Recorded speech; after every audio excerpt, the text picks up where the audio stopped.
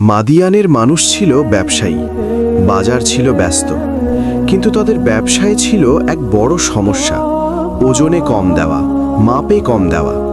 মানুষ ঠকানোকে তারা বুদ্ধিমত্তা ভাবত। মিথ্যা শপথ, ভুল মাপ সবই ছিল তাদের দৈনন্দিন কাজ।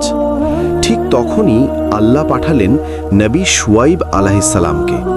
তিনি দাঁড়িয়ে বললেন, হে আমার জাতি, আল্লাহ ছাড়া কারো ইবাদত করো না, মাপে ও ওজনে পূর্ণ দাও, মানুষের অধিকার নষ্ট করো না।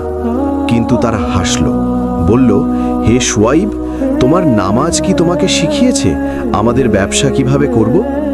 শুয়াইব আলাইহিসসালাম কষ্ট পেলেন, তবুও তিনি থামলেন না। তিনি বললেন, আমি চাই না তোমাদের ক্ষতি হোক, আমি চাই তোমরা সফল হও। কিন্তু তারা তার কথা মানেনি, বরং তাকে হুমকি দিল, আমাদের পথে না ফিরলে আমরা তোমাকে তাড়িয়ে দেব। শুয়াইব আলাইহিসসালাম আবার সতর্ক করলেন, অন্যায় করলে আল্লাহর শাস্তি আসবেই। কিন্তু মানুষ বুঝল না।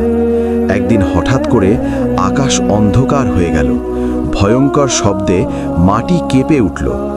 এক মুহূর্তে মাদিয়ান ধ্বংস হয়ে গেল, আর যারা ঈমান এনেছিল তারা রক্ষা পেল।